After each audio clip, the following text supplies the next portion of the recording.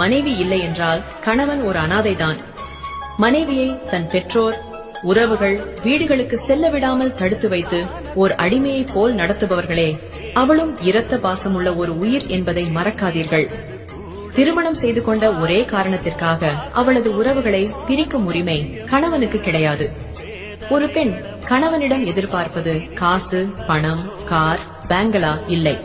எவ்வளவு சண்டை சச்சரவுகள் குடும்பத்தில் வந்தாலும் யாரிடமும் தன் மனைவியை விட்டு கொடுக்காமல், உனக்காக நான் இருக்கேன், கவலைப்படாதே என்று ஆறுதலோடு அரவணைக்கும் கணவன் கிடைத்தாலே போதும். அவள் வாழ்க்கை முழுவதும் மகிழ்ச்சியாக மனநிறைவோடு வாழ்வாள்.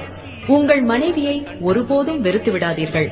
ஏனென்றால் உங்களுடன் எவ்வளவு சண்டை போட்டாலும் உங்களை அதிகமாக நினைத்துக் கொண்டிருப்பவள் அவள் மட்டும்தான்.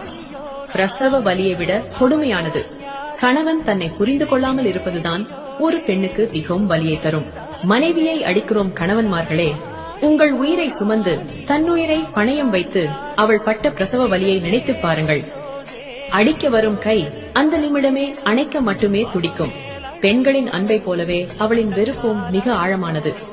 அன்பு காட்டியவர்கள் அவளை எட்டி உதைத்தாலும் ஏற்றுக்கொள்வாள். ஆனால் அவள் வெறுத்து விட்டவர்கள் கோடி கொட்டி கொடுத்தாலும் ஏற்றுக்கொள்ள மாட்டாள். உங்கள் மேல் இவ்வளவு அன்பு வைத்திருக்கும் உங்கள் மனைவியை மனம் மகிழ வைத்துக் கொள்ளுங்கள்.